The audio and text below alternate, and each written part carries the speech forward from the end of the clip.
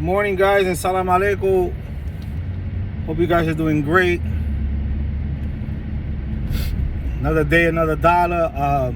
Unfortunately, yesterday I forgot to take the video that I had recorded off for privacy or off private, and I thought it went out. And it was funny because I was making the video, right? I was talking in the video, and then I stopped. I gotta wait for it to upload. So then I saw that Tata Fume put a couple of videos out, so I went over there, and it was so crazy that he was speaking about. He actually spoke more upon it, of course, but he spoke about the same thing that I was speaking about on the video, and I forgot to put it out. I actually, say hello and welcome back because I haven't seen him on YouTube for a while. But it was so crazy that we was almost like on the same. I don't know. We got the same person that commented or whatever on the video. They probably watch multiple people and comment on multiple people's platforms because it sounded almost like the same person. But anyway, guys, I hope you guys are having a great day. Of course, today's Tuesday. This is just another I'm adding a little bit more to yesterday's video because since I didn't notice it was on private, I noticed today I had to upload. I had to take it off of privacy and put it on the air. I just wanted to make it clear, right, that Ochosi and Echu doesn't have anything to do with Palo and Kisimalo.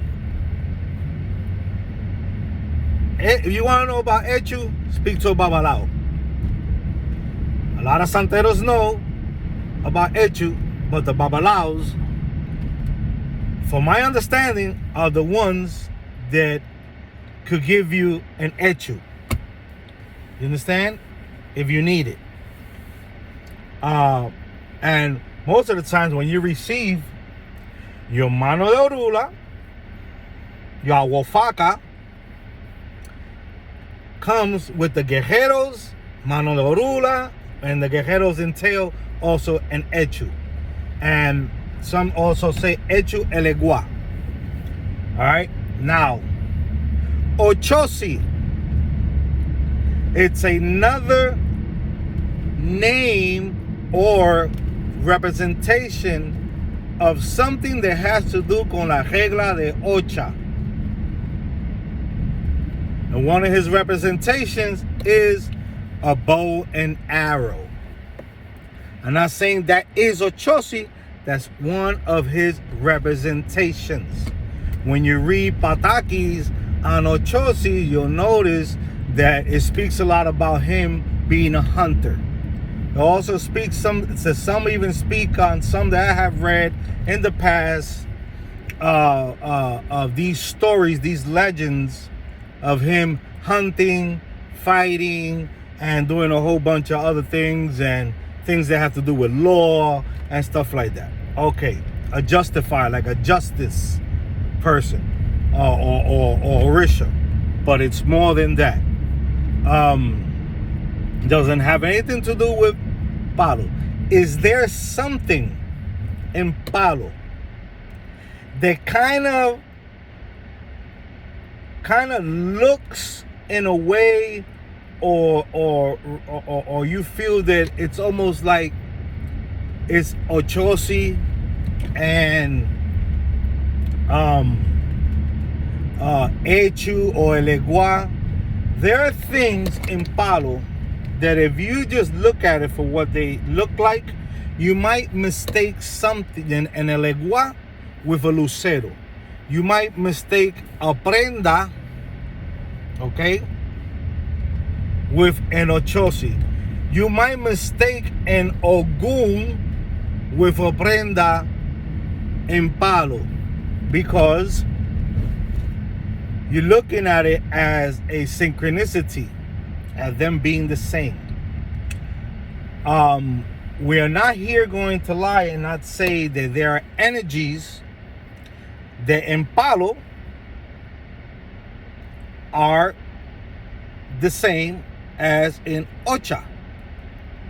Not in a totality, but in its most natural force, there are some energies or some parts of energies that do represent certain things that in Ocha it represents the same.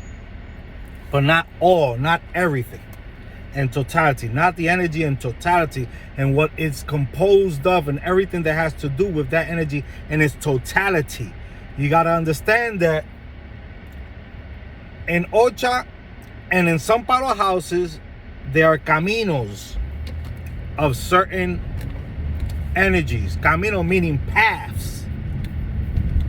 You know, some have different numbers. You'll see some will say they're 21. Some will say they're 121. Some will say even more of the paths of, let's say, of a Sarabanda. Let's say paths of Mamachola. Paths of Shetejayo. All this. This is how they're taught. This is how they know it. This is what they practice. This is fine. This is how they do it. Hey, it works for them. Who am I to say anything about it? But you can't mix an Elegua, an Echu, with a Lucero and Cuyo. You understand? You have to know the difference. You know, and you're adding things to another tradition that is not there. You know, you have to really understand that. So, an Elegua is not a devil, even though some in his caminos would say that he's a trickster. Some of them refer to him as a kid. Different ways and different understandings that people have of different caminos of certain things, and this is how they're taught, and this is how it is for them.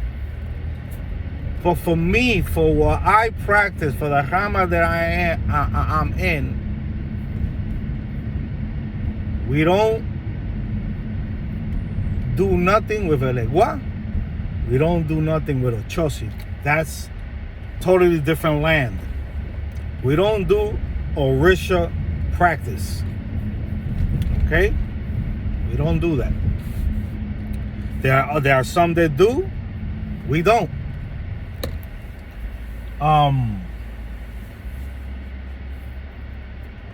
Lucancasi. We, from my understanding, we do not build no prendas of Lucancasi. From my understanding, we do not build any prenda of Lucancasi.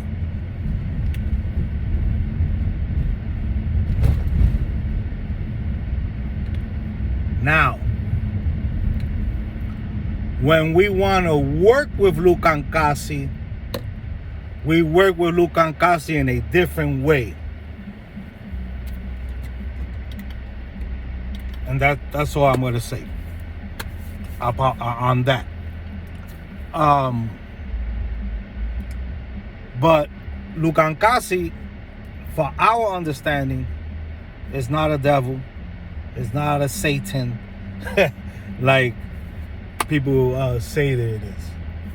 As far as when I was speaking about that there wasn't no such thing about prenda judías and prenda cristianas, it's because when you go way back, this is not what was understood. Yes, when it came to Cuba and then down the line, people started building certain prendas, and because of some of them did it to hide, to make others believe that they believed in Christ and in the church.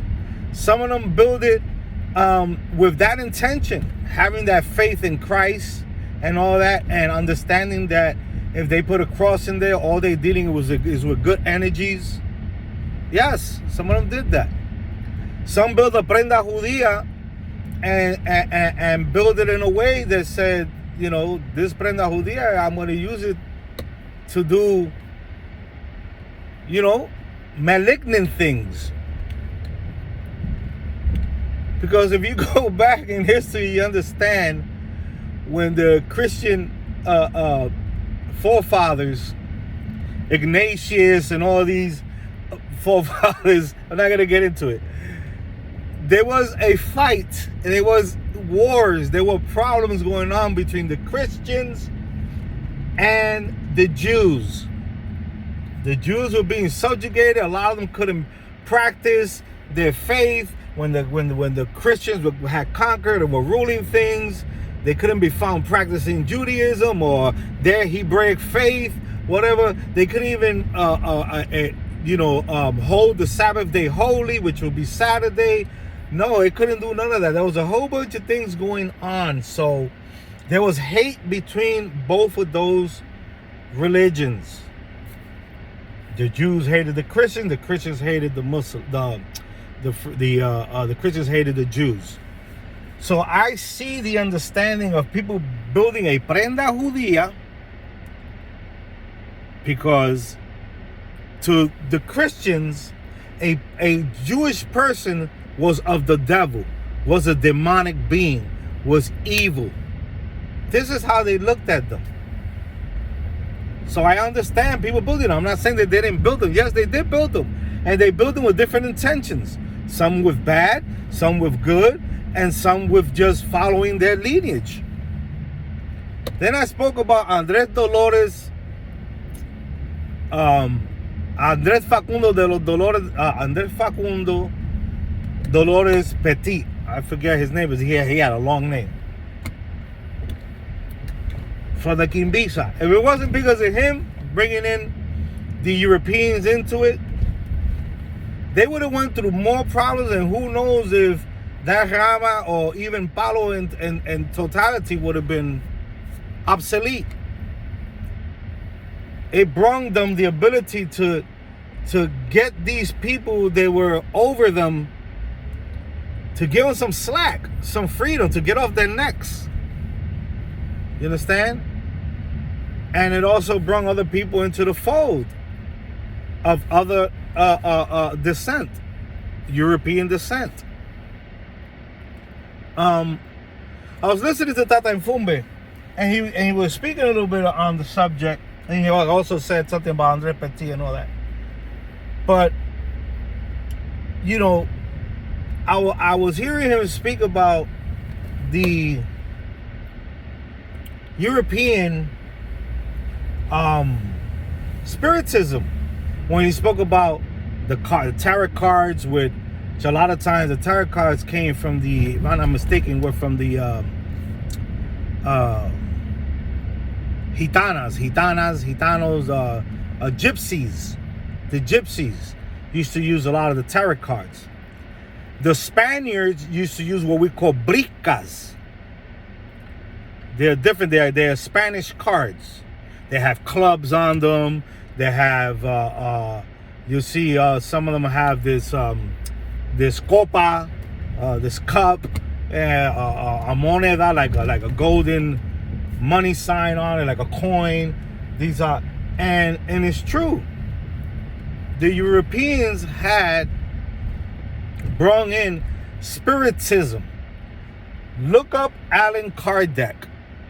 Research on Allan Kardec's biography and what he did and what he didn't believe in and all this stuff, and you'll start understanding. And you're gonna start noticing when that was being very strong, like that spiritism was something that came in and it hit hard, because a lot of people were getting downloads of information. Children were writing things out, you know, in trances. You know, women were doing things and prophesying and speaking things that people were like, what the hell? You know, when actually, you know, the Christians were ruling, you know, like that was, you couldn't do nothing. You know, it was hard. You could be put to death for stuff like that, you know, or at least you will live a bad life, you know, especially if you were a person of status. So look up Allan Kardec. There's a movie on YouTube called Kardec, and it has its story. It's an antique or kind of old way of making movies, but you'll see the concept at least. But you could buy his books, at least read one of his books, or find out. All of us have spirits, ancestry. All of us are spiritual. What makes us that is spirit is this body. After this body, we're spirit. Spirit detaches from the body. Right? Well, we hope so.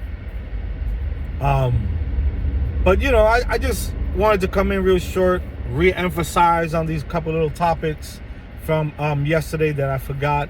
And I just pray and hope that people do their research. I make mistakes. Sometimes I have to take back on something I said maybe in the past, because I got more clarification, more understanding, and it's not wrong. The whole thing is that you accept when you make a mistake, and you rectify it, and you let those who have heard you know that you made a mistake on something, and no, this is how it is now, because this is the understanding that I got. And it could be totally different than your understanding. It doesn't make it that I am 100%. No, I'm going by what I'm being taught, what my lineage says, and that's it. But be safe, guys. Just wanted to come in real quick and just elaborate on that. Salam alaikum, alaikum salam. Bye-bye.